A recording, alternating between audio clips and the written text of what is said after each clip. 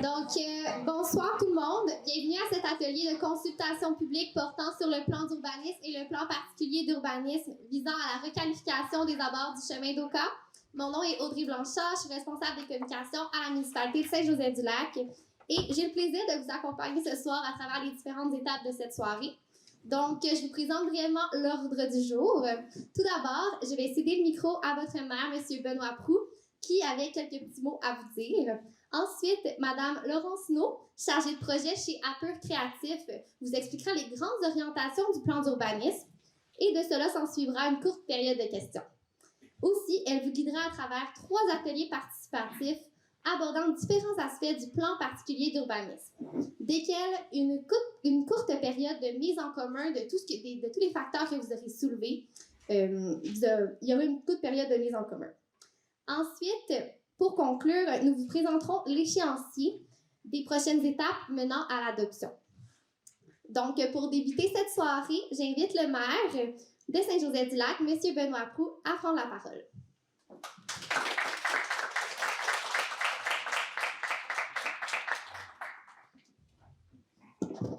Merci Audrey. Bonsoir tout le monde. Écoutez, c'est avec un immense plaisir que je suis ici devant vous ce soir pour parler du plan particulier d'urbanisme, le plan d'urbanisme, et ainsi de discuter du futur de la municipalité de Saint-Joseph-du-Lac à travers le plan d'urbanisme. Vous allez voir ce soir, il y a plein de feuilles sur vos tables. On va tantôt, de façon succincte, on va parler du plan d'urbanisme, mais en juillet, il va y avoir une soirée uniquement dédiée au plan d'urbanisme. Ça va être une consultation publique qui va être dédiée uniquement à ça. Ce soir, c'est surtout le PPU, le plan particulier d'urbanisme, qu'on va regarder. En tant que maire, je me sens privilégié de moderniser l'orientation en aménagement établie la dernière fois en 1991 et de le faire en collaboration avec vous.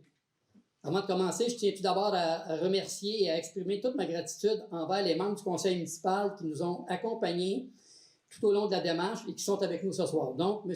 Régent Aubertin, Mme Marie-Josée Arquetto, M. Carl Trudel, M. Michel Thorne, Mme Rachel Champagne. Malheureusement, M. Alexandre Dussault ne peut pas être ici, il est malade ce soir. Votre engagement dans cette démarche est inestimable et je vous en remercie sincèrement, chers membres du conseil. Je voulais également saluer la présence des membres de l'administration municipale qui ont contribué au développement de ce projet. Donc, on a M. Stéphane Giguère, directeur général de la Ville. Mme Patricia Tessier, directrice du service de l'urbanisme, de l'environnement et du développement durable. Mme Audrey Blanchard, comme elle l'a dit tantôt, responsable des communications. Nous avons également messieurs Alexis Latreille et Dan Matondo, inspecteurs en bâtiment. Et finalement, Mme Pascale Plouffe, adjointe au service de l'urbanisme. Merci à vous, vous avez travaillé fort avec nous pour la présentation de ce soir. Un salut particulier s'adresse à vous, chers citoyens, car c'est grâce à votre engagement et à votre participation active que nous pouvons construire ensemble la vision de l'aménagement de notre belle municipalité. En 2020, nous avons entamé le processus de révision du plan d'urbanisme. Nous avons sollicité vos avis par le biais d'un sondage et on a reçu plus de 300 répondants. En 2021, le schéma d'aménagement révisé par la MRC de Montagne a été adopté. Aujourd'hui, vous aurez l'opportunité de découvrir la présentation succincte du plan d'urbanisme et surtout, vous pourrez partager vos opinions sur le plan particulier d'urbanisme, le PPU, visant à la requalification des abords du chemin d'Oka. Sur ce, je vous souhaite une excellente soirée. On se reparle plus tard. Merci.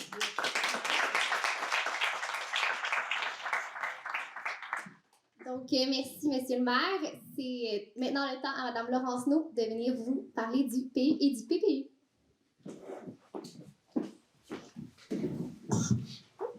Pardon. Est-ce que vous m'entendez? Oui, ça fonctionne bien. Excusez-moi, moi et les micros, c'est toujours compliqué. Donc, merci d'être présent ce soir. Il va falloir que tu me regardes, par contre. C'est pas moi qui contrôle ma présentation. Donc, tu peux y aller. Pour ce soir, comme Audrey mentionnait, en fait, ce que je vais faire, c'est un premier volet qui va être une présentation vraiment courte. On fait des travaux qui ont été faits pour l'élaboration du plan d'urbanisme. On va se concentrer sur la vision qui a été établie et les orientations et objectifs. Je vais vous expliquer ce que ça signifie très bientôt. Après, on va discuter du principal sujet de la soirée, le plan particulier d'urbanisme pour le chemin d'Oka. Je vais vous expliquer qu'est-ce que c'est un plan particulier d'urbanisme, qu'est-ce que ça mange en hiver finalement, et vous expliquer les travaux que nous, on a fait à date. Et après, le vrai clou de la soirée, finalement, la partie la plus importante, c'est l'atelier participatif, où là, c'est votre opinion qu'on va demander. Mais on pourra en discuter par la suite. Donc, le plan d'urbanisme. On fait un plan d'urbanisme, pour vous mettre dans le bain, c'est un document de planification que les municipalités doivent se doter en vertu de la loi sur l'aménagement et l'urbanisme. Donc, chaque municipalité a un plan d'urbanisme. Son contenu est dicté par la loi, donc il y a une liste d'éléments obligatoires. Par exemple, la municipalité doit venir détailler les seuils de densité qui seront applicables sur son territoire, les affectations, un peu qu'est-ce qu'on va faire de chaque partie du territoire, mais aussi est-ce qu'il y a des contraintes, par exemple, est-ce qu'on a des zones inondables, etc. La structure n'est pas dictée, mais de façon générale, la bonne pratique, en fait, c'est de débuter par un diagnostic. Donc, se demander avant de planifier le futur, se dire on part d'où? Quelle est notre situation actuelle? Qu'est-ce qui va bien? Qu'est-ce qui va moins bien? Est-ce qu'on a des contraintes, des défis à relever ou des opportunités dans le futur qui arrivent à saisir? À partir du diagnostic, on bâtit une vision qui se veut une représentation des souhaits de la population, du conseil municipal, un peu vers quoi on veut tendre finalement dans le futur sur l'horizon pour lequel le plan d'urbanisme est réalisé. À partir de la vision, de ça découlent des orientations, qui sont un peu nos grandes lignes, comment on va réaliser la vision, et les objectifs qui, eux, vraiment viennent dire, à partir de notre orientation, OK, mais qu'est-ce qu'on veut faire exactement? Et finalement, affectation et densité, comme je mentionnais, qui est là la partie la plus précise, où on vient découper notre territoire en disant, ici, ça sera de façon prédominante résidentielle. Ici, ce sera surtout la zone agricole. Dans le cas de Saint-Joseph, c'est très applicable. C'est quoi nos usages qui sont compatibles dans ces secteurs-là et les densités résidentielles. Ce qu'il faut savoir, en matière d'urbanisme au Québec, c'est qu'on fonctionne vraiment avec un système de poupée russe, si vous voulez. Au sommet, là, ça fait toujours très drôle quand je dis comme ça, mais notre plus grosse poupée, finalement, c'est le gouvernement du Québec, qui vient énoncer ce qu'on appelle les orientations gouvernementales, les OGAT. Donc ça, c'est des grandes lignes directrices en matière d'aménagement du territoire. Comme ça s'applique de façon générale à l'ensemble du Québec, c'est vraiment très large ce que ça couvre. Mais ça vient dicter dans le fond, établir une première ligne directrice. Après, les municipalités régionales de comté, dans le cas présent, la municipalité régionale de comté de la MRC de Deux-Montagnes, eux viennent établir le schéma d'aménagement et de développement, révisé dans ce cas-ci parce que c'est pas le premier, où là, la MRC, elle, encore une fois en vertu de la loi sur l'aménagement et l'urbanisme, doit établir la planification du territoire, mais à l'échelle régionale. Pour ce faire, ça va être sa volonté, mais elle doit aussi tenir compte des orientations gouvernementales. Donc, on a vraiment un principe d'entonnoir. Une fois que la MRC énonce son schéma d'aménagement, les municipalités, elles, doivent réaliser leur plan d'urbanisme qui doit respecter ce qui est inscrit au schéma d'aménagement, qui, lui, respecte ce qui est énoncé par le gouvernement. Donc, vous voyez vraiment le principe d'entonnoir qui descend. Donc, c'est pour ça que le plan d'urbanisme, c'est une partie, oui, qui représente la volonté de la population, la volonté de la municipalité, mais à l'intérieur d'un cadre qui a déjà été défini en partie. Donc, si vous voulez, on a un carré de sable, mais on ne peut pas en sortir. Il y a des éléments qui doivent obligatoirement être intégrés. Par exemple, les zones de contrainte qui sont identifiées au schéma d'aménagement, où est-ce qu'il y a des zones inondables. Ça doit être identifié au plan d'urbanisme tel que c'est identifié au schéma d'aménagement.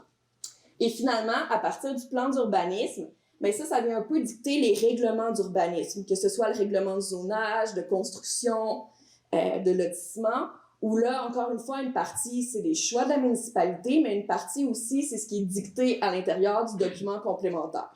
Et finalement, c'est ça. Donc, on arrive à nos règlements qui, eux, doivent être cohérents avec le plan d'urbanisme. Donc, tout ça, ça doit se tenir ensemble. Finalement, ça doit former un tout qui est cohérent. Ça n'a pas besoin d'être identique, mais on veut tous aller dans la même direction. Pardon. C'est bon. Donc, au niveau de votre plan d'urbanisme, pour ce soir, je vais sauter la partie du diagnostic. Ça pourra vous être présenté beaucoup plus en profondeur au moment de l'Assemblée publique de consultation en juillet. Puis on va passer tout de suite à la vision qui a été établie. Donc, pour la municipalité de Saint-Joseph, on parle de façonner par son histoire, son patrimoine et sa proximité avec la nature et l'agriculture. Saint-Joseph-du-Lac développe harmonieusement l'urbanité et la ruralité au sein d'un territoire consolidé de manière éco-responsable et où il fait bon vivre. Et là, je vais être honnête pour... J'avais pas prévu avoir mon laptop là-bas et moi ici. Ça va être un peu plus compliqué pour lire. Je suis désolée. Donc, attends. Ça va être plus facile comme ça. Merci. Donc, en fait, ça vient se décliner en 4 grandes orientations que je vais vous présenter. Tu peux passer tout de suite à la première. Donc, notre première orientation, finalement, pour mener vers cette vision que je viens de vous présenter, c'est de contribuer au développement d'un milieu de vie favorisant le maintien et la bonification de la qualité de vie des Joséphois. Comment on fait ça? Nos objectifs, c'est de promouvoir et encadrer le développement du réseau de transport actif, d'améliorer la qualité de vie de la population, de contribuer au développement d'un milieu de vie complet et de promouvoir les principes découlant de la notion de communauté nourricière dans l'aménagement urbain. Parce que la municipalité s'est déjà dotée d'un plan de communauté nourricière. Notre deuxième orientation, promouvoir le développement local et l'accroissement du sentiment d'appartenance de la population envers le territoire. Pour y arriver, on souhaite encourager l'offre commerciale locale pour la population joséphoise, développer le créneau de l'hébergement au sein du territoire, créer un noyau villageois attractif valorisant le patrimoine et l'histoire de la municipalité et soutenir le développement de l'agrotourisme. Notre troisième orientation, promouvoir le développement local et l'accroissement du sentiment d'appartenance de la population envers le... C'est la même, non? Non. Non, pardon, excusez-moi. Promouvoir le développement local et l'accroissement du sentiment d'appartenance de la population envers le territoire. Pour y arriver, on souhaite privilégier les aménagements adaptés à la transition écologique, protéger les espaces à forte valeur environnementale et promouvoir les caractéristiques naturelles du territoire et définir des axes de densification prioritaires de manière à assurer une utilisation optimale du sol. Et finalement, notre dernière orientation qui nous amène à la soirée de ce soir, c'est la soirée de ce soir, excusez-moi. Stimuler la revitalisation et l'attractivité du chemin d'Oka en mettant en place un cadre de planification adapté au contexte territorial et aux particularités du chemin d'Oka, ce qu'on va discuter un peu plus tard. Donc, comme je discutais tantôt, au sein du plan d'urbanisme, ce qu'il faut faire aussi, c'est découper les affectations du territoire. Donc ça va vraiment être des grands secteurs où on va venir dire quelle est la vocation de ce secteur. Comme on dit, c'est un peu un plan de zonage, mais là, c'est pas nécessairement plus tard pour tout le monde un plan de zonage, mais c'est vraiment de donner quelle est l'utilité environ en prévoyant plusieurs usages. Tu peux passer tout de suite à la prochaine. Dans le cas de Saint-Joseph, il y a une grande partie de votre territoire qui est située dans la zone agricole permanente. Donc, dans ce cas-là, on fait l'affectation à l'extérieur du pays, on parle du périmètre d'urbanisation, c'est-à-dire le secteur que la municipalité peut urbaniser. Donc, à l'extérieur de ces limites-là, qui sont en rouge, si vous pouvez les voir, en fait, on est dans la zone agricole de façon majoritaire. Tout ce qui est vert foncé, c'est la zone agricole. La vocation de ce secteur-là, c'est l'agriculture. Ça ne veut pas dire qu'il n'y a aucun autre usage, mais ça veut dire que ce qu'on cherche, c'est à préserver la vocation agricole. On a aussi un petit peu en bleu, on voit en bas un secteur qui est vraiment dédié à la conservation et en vert turquoise à la protection écologique. Donc, dans ces secteurs-là, ce qu'on vient chercher surtout, c'est la protection de l'environnement. À l'intérieur du périmètre d'urbanisation, en fait, votre périmètre d'urbanisation se sépare en 2 secteurs, si vous voulez. Donc, le secteur du noyau villageois et le secteur du chemin d'Oka.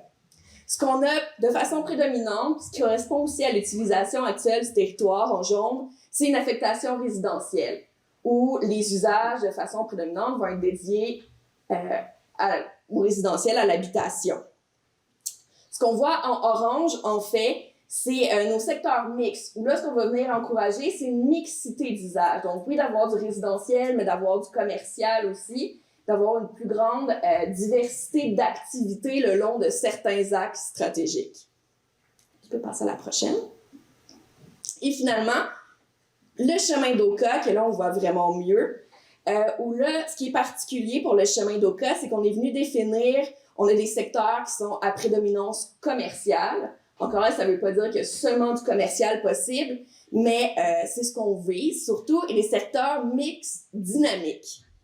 Dans le mix dynamique et dans le résidentiel dynamique, en fait, c'est qu'on veut venir chercher des plus grandes cibles de densification. Là, je ne vous parle pas de construire des tours de 30 étages, pas du tout, mais comme je vous disais tantôt, on doit respecter les cibles qui sont au schéma d'aménagement, qui lui doit respecter les orientations gouvernementales, et parmi les orientations gouvernementales, parmi les objectifs aussi de la communauté métropolitaine, on a la densification du territoire. Le chemin d'Oka se prête bien à cette activité-là. Et c'est un peu aussi pour ce qu'on va venir discuter ce soir, c'est comment est-ce qu'on peut augmenter notre activité le long de cet axe en venant créer des milieux de vie qui sont intéressants, en profitant du fait que quand on a un peu plus de densité, on peut avoir plus de services, plus de commerce, des milieux plus complets aussi. Donc, ça vous donne une idée. Ce qui nous amène à notre volet numéro 2, le grand thème de la soirée, le PPU. Donc, le PPU, finalement, qu'est-ce que c'est? Vers quoi on s'en va? Tu peux le concept du PPU. En fait, un plan particulier d'urbanisme, c'est une section facultative du plan d'urbanisme. Donc, les municipalités peuvent choisir d'en faire un ou de ne pas en faire un, et c'est pour un secteur spécifique du territoire pour lequel on veut venir faire une planification détaillée. Parce que c'est pas le cas ici, on s'entend, mais ça pourrait être, par exemple, dans une ville où on a un centre-ville qui est vraiment dévitalisé, et là, on veut trouver une façon de lui redonner vie. Ça peut être pour un secteur industriel, ça peut être pour un pôle commercial, ou ça pourrait être pour un secteur où on a énormément de bâtiments patrimoniaux, puis on veut s'assurer de bien encadrer ça, de prévoir une planification spécifique, parce que cette partie-là du territoire a des besoins, des enjeux qui sont différents du reste. Dans le cas présent, c'est le chemin d'Oka, finalement, qui est un axe d'importance au sein de la municipalité. Dans notre plan d'urbanisme, le contenu obligatoire est assez simple, finalement. Ce qu'on nous dit, c'est que le plan doit énoncer les objectifs poursuivis. Donc, dire pourquoi on a choisi cet axe, cette portion de territoire-là, qu'est-ce qu'on essaie de faire. Planifier de manière détaillée l'aménagement de la partie du territoire qu'il vise. Donc, finalement, faire ce que le document doit faire, dire on fait un plan particulier, planifions, et préciser les règles et les critères d'urbanisme proposés. Donc, dire comment est-ce que nos intentions, on va traduire ça en règles d'urbanisme, en règlement, en planification. La structure, encore une fois, les bonnes pratiques, c'est vraiment très similaire au plan d'urbanisme parce que c'est un peu une logique. Donc, on part de notre mise en contexte qui vient cibler notre secteur, énoncer sur quoi on veut intervenir, parce que dans ce cas-ci, c'est pas le territoire de la municipalité au complet, c'est un secteur qu'on vient cibler, dire c'est quoi notre diagnostic, finalement, établir un portrait, établir la vision d'aménagement, donc comme je vous ai présenté, vers quoi on veut tendre, qu'est-ce qu'on voudrait réaliser avec ce secteur-là, et la mise en œuvre, comment on fait ça, notre vision. Pour le secteur du chemin d'Oka, en fait, le secteur est assez simple à délimiter, là, vous le voyez ici. Là, je suis désolée, on n'avait pas vraiment le choix de vous le présenter quand même à large échelle, parce que c'est un secteur qui est fait sur le long. Donc, on vient longer le chemin d'Oka à partir des limites de la municipalité, finalement, jusqu'à l'embranchement de l'autoroute 640 de l'autre côté. Et là, c'est les terrains qui longent, finalement, le chemin d'Oka avec quelques petits secteurs qu'on vient chercher un peu plus. Mais grosso modo, tout est dans le nom, c'est le secteur du chemin d'Oka. Donc ça, c'est notre territoire. Nous, on a commencé à effectuer un portrait et un diagnostic du secteur. Je vais vous présenter les grandes lignes ce soir. Et c'est un peu aussi, en fait, c'est franchement pour ça qu'on est ici ce soir, c'est qu'on a notre lecture d'urbaniste, on part avec la documentation qui existe, on part avec nos compétences, mais on n'habite pas Saint-Joseph-du-Lac. Donc là, l'idée, ça va être vraiment d'avoir votre perception, votre expérience, mais aussi votre vision de ce que vous voudriez qu'il se passe sur le chemin d'Oka. Au niveau du contexte local, en fait, de façon générale, à l'échelle de la municipalité, on a une population qui est en croissance, qui est actuellement d'environ 7000 personnes et qui, selon l'Institut de la statistique du Québec, devrait atteindre environ 8648 personnes d'ici 2041. On a un besoin de répondre aux besoins en logement, finalement. Comme un peu partout au Québec, le sujet est assez chaud en ce moment. Donc, création de logements, mais aussi, comme je disais, de répondre aux cibles de densité qui ont été dictées par la MRC. Donc, la municipalité doit rencontrer ces cibles-là, notamment dans ces secteurs à développer. Enfin, un espace disponible qui est limité à l'intérieur de la municipalité, parce que comme vous l'avez vu avec les délimitations du périmètre d'urbanisation, on doit rester à l'intérieur du périmètre d'urbanisation pour répondre aux besoins en logement, répondre aux besoins d'espace des gens. On ne peut pas s'étendre dans la zone agricole. D'une part parce qu'elle est protégée par la loi et d'autre part parce qu'on veut la protéger pour préserver les activités agricoles. Ce qui nous amène à, si on veut répondre aux besoins en logement, à devoir densifier le territoire, pas se limiter à des habitations unifamiliales isolées sur des grands terrains. Quand on cible plutôt le secteur du chemin d'Oka, que j'ai essayé de vous diviser en deux pour qu'on le voit un peu mieux, en fait, c'est un axe qui est d'importance à l'intérieur de la municipalité. Donc, c'est un axe de circulation. Il y a beaucoup de circulation qui permet de rejoindre tant la rue principale, de se rendre au noyau villageois, mais aussi l'autoroute 640. Il y a une population de transit importante. Je sais qu'en été, ça peut autant être un avantage parce que ça apporte beaucoup de gens, donc un potentiel pour des commerces, mais aussi des enjeux de circulation, notamment avec les gens qui cherchent à aller rejoindre Pointe-Calumet. Donc, on a un équilibre à venir trouver. Au niveau des fonctions, donc de comment le territoire est utilisé actuellement, c'est mixte. Donc, on a autant des usages résidentiels, commerciaux, par-industriels, institutionnels, des garderies, par exemple, et du communautaire. Alors, au niveau résidentiel, j'ai essayé de l'illustrer, en fait, parce qu'on a une diversité actuellement de formes résidentielles. Dans certains secteurs, certains tronçons, c'est des maisons unifamiliales. D'autres tronçons, c'est du multifamilial ou des développements résidentiels sous forme de projets intégrés. Donc, quand on a plusieurs bâtiments sur un même terrain. Au niveau commercial, encore une fois, on a une certaine diversité à même la fonction commerciale. Donc, plusieurs commerces de proximité qui viennent répondre à vos besoins, finalement, notamment une épicerie, pharmacie. Mais on a aussi une importante offre de commerces de catégorie para-industrielle, des entreprises d'excavation, des commerces de gros, des commerces de transport. C'est des commerces qui répondent à un besoin économique, qui contribuent à la vitalité économique de la municipalité, mais qui, par la nature de leurs activités, génèrent aussi des contraintes. Ce qu'on constate, c'est qu'il y a un manque d'offres d'hébergement touristique alors qu'on est dans un secteur... Oh, excusez-moi, je voulais pas arrêter de l'accrocher. On est dans une région où il y a quand même beaucoup de tourisme, donc il y a peut-être une opportunité à saisir, surtout parce qu'on a beaucoup de circulation de transit, donc des gens qui passent pour se rendre à divers endroits qui pourraient profiter d'une offre d'hébergement. Il y a aussi des opportunités d'améliorer l'offre commerciale parce qu'avec une population en croissance, on dit plus de clients potentiels. Plus de clients potentiels, c'est plus facile pour des entreprises de survivre, c'est plus intéressant pour eux de s'installer. Surtout si en plus il y a de l'espace et il y a des attraits touristiques nombreux à proximité. Au niveau du cadre bâti, donc quand on se penche pas nécessairement sur les activités, mais vraiment juste sur la forme des bâtiments, ce qu'on constate, c'est qu'il y a quand même une grande diversité, encore une fois, des gabarits de bâtiments et des styles architecturaux. Finalement, ce qui semble avoir guidé la construction des bâtiments sur le chemin d'Oka, les styles des bâtiments, c'est beaucoup plus l'année de construction, les travaux qui ont été faits au fil du temps, ce qui était à la mode à l'époque de leur construction, plutôt qu'une vision claire d'un style architectural ciblé, par exemple. Il y a une mixité d'usages, comme je vous disais, mais il n'y a pas de bâtiment mixte encore. Donc, quand je parle de bâtiment mixte, c'est par exemple quand on a des commerces au rez-de-chaussée avec des logements au deuxième, troisième. Donc ça, même si on a du commercial, du résidentiel, tout le monde reste dans son bâtiment pour le moment.